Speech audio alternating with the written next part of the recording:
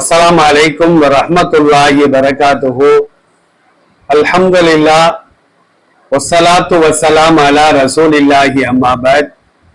கணியத்திற்குரிய எல்லாம் அல்ல அல்லாஹ்வின் நல்லடியார்களே, பாசத்திற்குரிய இஸ்லாமிய பெரியோர்களே, தாய்மார்களே, சகோதர சமுதாயத்தை சார்ந்த அருமையான சகோதர சகோதரிகளே, நபிகள் நாயகம் ஸல்லல்லாஹு அலைஹி வஸல்லம் அவர்கள் கூறியதாக அபூ ஹுரைரா ரலியல்லாஹு அன்ஹு அறிவிக்கக்கூடிய செய்தி புகாரி என்ற நூல்ல 5318வது செய்தியாக பதிவு செய்யப்படுகிறது.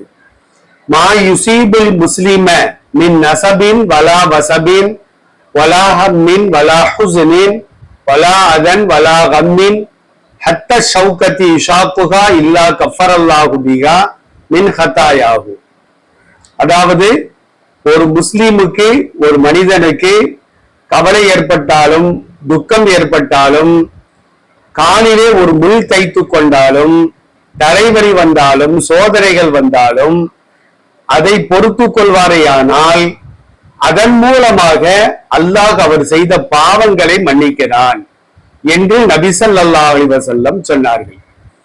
அப்போ ஒரு மனிதனுக்கு ஏற்படக்கூடிய சோதனைகள் அவைகளை நாம் பொறுத்து கொள்வோமேயானால் அதற்கும் அல்லாஹ்விடத்திலே தகுந்த சன்மானம் உண்டு என்பதை இந்த நபிமொழி சொல்லி காட்டுகிறது. பொறுமையை மேற்கொள்வோம், அல்லாஹ்வின் அருளை பெறுவோம். அல்லாஹ் நம் அனைவருக்கும் அருள் புரிவானாக. அஸ்ஸலாமு அலைக்கும் வரஹ்மத்துல்லாஹ்.